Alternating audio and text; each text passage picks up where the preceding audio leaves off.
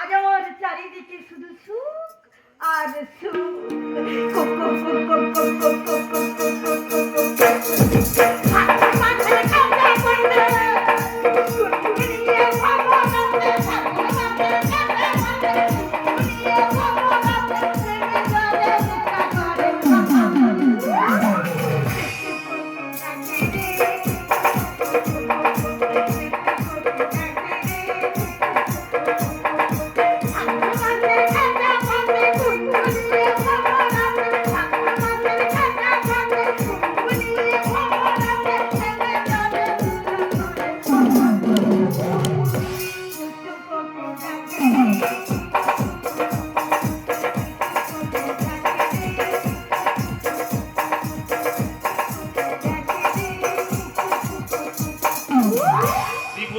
বিন্দুমতি, চরম বিপদ।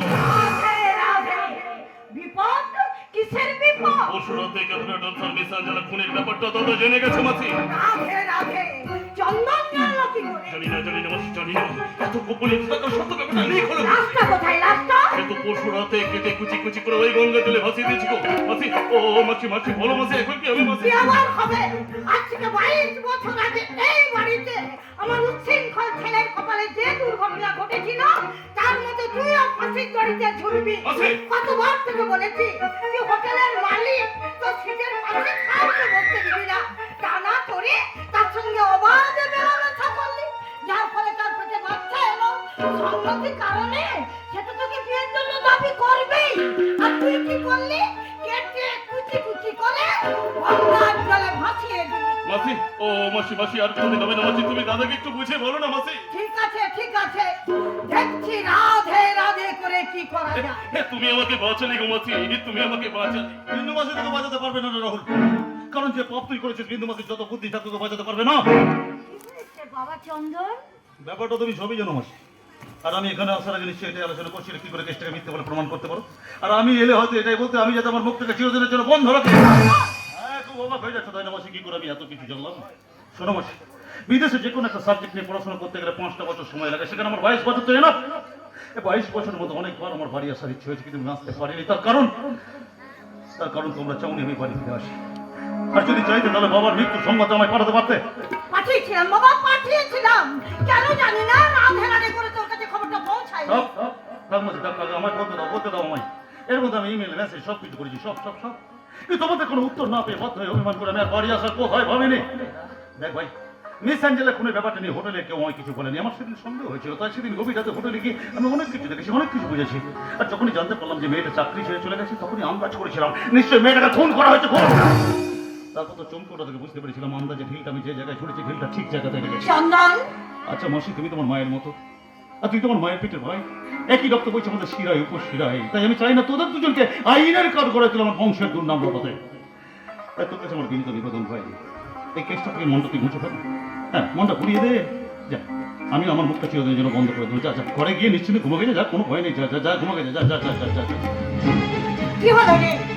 অমন করে আমার মুখের দিকে তাকিয়ে কি দেখছিস? দাদা তো যেতে বললো। যা গিয়ে ঘুমিয়ে পড়বে, যা গিয়ে ঘুমিয়ে পড়বে, যা। রাধে রাধে। জানিস বাবা, রাতে ওর মাথায় হাত বুলিয়ে না দিলে ওর ঘুম হয় না। তাই আমি যাচ্ছিলাম ওর মাথায় হাত বুলিয়ে দিতে। মায়া, বুঝেছিস বাবা, ছেলেটার উপর ভীষণ মায়া পড়ে গেছে। আসলে নিজেরটা তো নেই। আমি যাই বাবা, আমি যাই। দাঁড়াও মাসি, দাঁড়াও। কিছু বলবি চন্দন? আচ্ছা মাসি, তুমি কি কোনো কিছু ব্যাপার আমাকে এড়িয়ে চলে যেতে চাইছো? রাধে রাধে।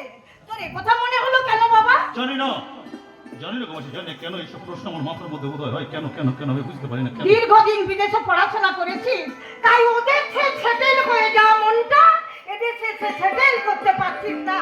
তাই তো তোরা তো ঘাত প্রতিঘাত।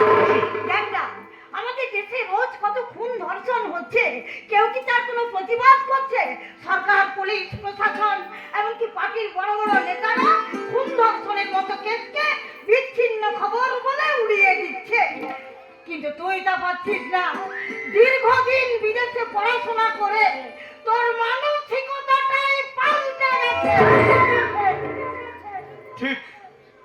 ঠিক বলেছো গো মাসি, ঠিক বলেছো। সেই জন্যই তো আমি এত কষ্ট পাচ্ছি, মাসি এত যন্ত্রণা পাচ্ছি। অত ভাবলে তুই যে পাগল হয়ে যাবি বাবা। মাসি। আয় বাবা আয়, আমার কোলে মাথা দিয়ে বস, আমি তোর মাথায় হাত বুলিয়ে দিই।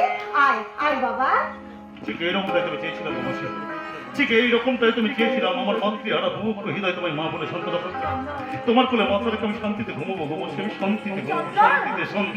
বারে দাদা বা আমাকে তো হৃদয় একাই মাসির আদর খাওয়াচ্ছে। ওরে আয় রে ভাই, আয় আয় আয়, রাগ করছিস কেন ভাই? আয় আয়, কাছে আয়, কাছে আয়, কাছে আয়। ওরে আমরা দুই ভাই মিলে আজ মাসির আদর ভাগ করে নেবো রে। এতদিন তোদের কাছে না পেয়ে যে আনন্দ আমি পাইনি, আজ তোদের কাছে পেয়ে আমি সেই আনন্দের জোয়ারে ভেসে যাবো রে ভাই।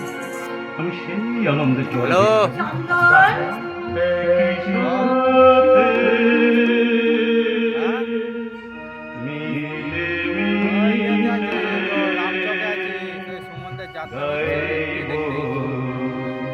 সুখেরি গান।